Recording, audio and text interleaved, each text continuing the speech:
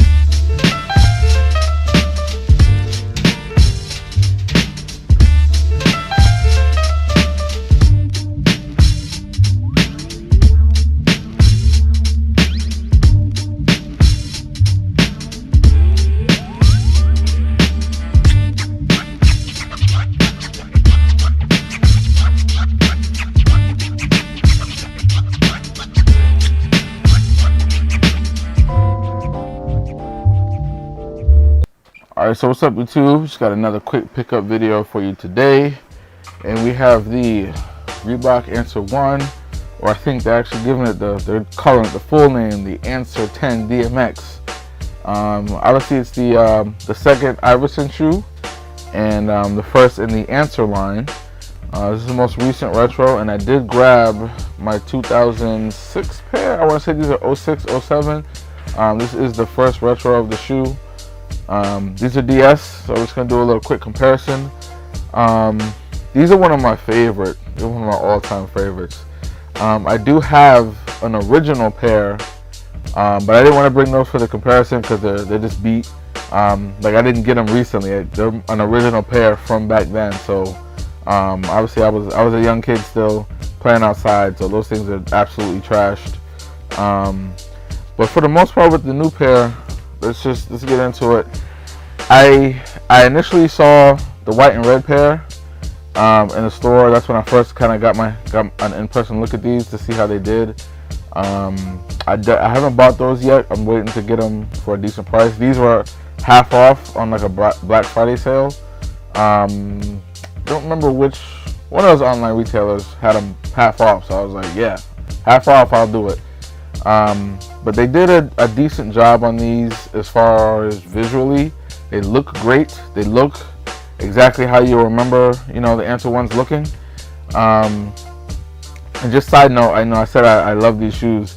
Back in the day when I was really initially like getting into sneakers, mid-90s, it was Jordans, Pennies, and Iversons. And then, 97, we had the Foamposite, and then after that, it was just the Penny 3 and 4. But the same year as the Penny 3, 97, 98 was the same year as the Answer 1, so the Iversons were just getting started. So I did get on that Iverson train all the way through the Answer 6. And then the Answer 7 was the first one I didn't get. I ended up getting the Answer 8s. Just like I got a pair like after they were on clearance, and that was just kind of it. But yeah, Answer 1 through 5, I was along for the ride, and these are definitely my favorite Iversons. The white and red pair is my favorite colorway. I did have that pair first originally before I got the black ones. But yeah, they did a really good job on these as far as material wise. Like the leather feels pretty good. Like you can just look at it, you can see it's got a nice tumbled finish, and it looks like it's legitimately tumbled. It's not just like a texture that they put on it. It doesn't like have a heavy coating on it or anything, so it's not too shiny. It feels pretty good. I will admit the tongue, the patent leather on the tongue does look a little bit cheap, looks a little bit plasticky. But it is what it is. That's not really my biggest gripe with these. And we'll kind of get into the comparison. I didn't really look at these ahead of time to prepare for this. I just grabbed them and said we're just going to do a quick comparison. So just looking at these, I will say just in hand, initially the leather is definitely much better. The patent on the tongue definitely looks to be of a higher quality. The new pair, the the white line that's going across like the design of the shoe, it's got like that same, I don't even want to call it patent leather. It's got like that same plasticky finish. And then the first retro, and I know the original as well, that was just plain leather. As you can see, it's just plain white. It doesn't have any type of shiny finish on it. This like heel part going around the heel, the texture on it, it's mimicking what it should be, but it doesn't quite look the same. Like as you can see, it's not quite the same. And now we're gonna get to like the big differences. Well, one more small difference. His rookie of the year patch that's on the back here, it's in white. I don't recall 100% what color it is on the original, but on this retro pair, it's black. Now let's get to the real problems with this shoe, at least visually. You have these two portions here in the midsole. On this retro pair, it's literally just painted gold. I mean, when I first saw the white and red pair in the store and I picked them up and I saw that, like I don't know how the last retro of these was because I didn't buy them, but goddamn, I mean, talk about cutting corners. This is terrible. This is really terrible. This was my biggest gripe with even wanting to buy the shoe at all. Like I wasn't gonna get them unless I get them for a decent price, because that's just, I'm sorry Reebok, this is terrible. You know, and Nike gets away with a lot of bullshit, but Reebok, y'all ain't Nike. This is terrible. I mean, you can see here on this shoe, like I don't know if it's the paint that got messed up or it's just the midsole is being kind of weird, but you can see it's kind of, you know, it's got some distortion going right there, and that just, I'm sorry, that just looks terrible. On the originals and then on this retro pair, it's like this has like heavy oxidation on it, so it's not popping gold like it normally would be. But this is like a different panel that they actually have in the midsole.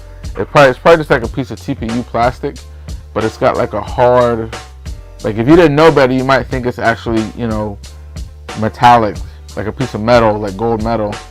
So it's just a much nicer, you know, from a build quality standpoint and from a, you know, just a quality feel, it's just much nicer than just painting the shit. Like that's terrible. I'm sorry. That's horrendous. That Nike went, or that Reebok went with that instead of just getting the TPU pieces and putting them in the midsole. And then the other thing is, of course, the main tech feature on this shoe, which is the Reebok's DMX technology, and then this was the DMX 10, meaning for 10 packs, because it's 5 packs in the forefoot, 1, 2, 3, 4, 1 in the center, and then the same in the heel. And I know they've been doing this not just with this retro, but the retro previous to this. Number one, this isn't real DMX. I don't think this is really anything at all.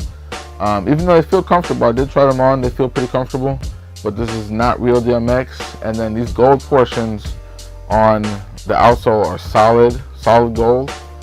And we'll look on the first retro, you can see that those portions in there are translucent rubber, and you could see through to the actual DMX. I do think, like, even just looking at these look exactly how, minus the yellowing, like these aren't supposed to be yellow like this. These are like hella yellow. You can see like in this corner here, it's not quite as yellow on that one. You can kind of see how it's supposed to look. But these look exactly how the original DMX looked.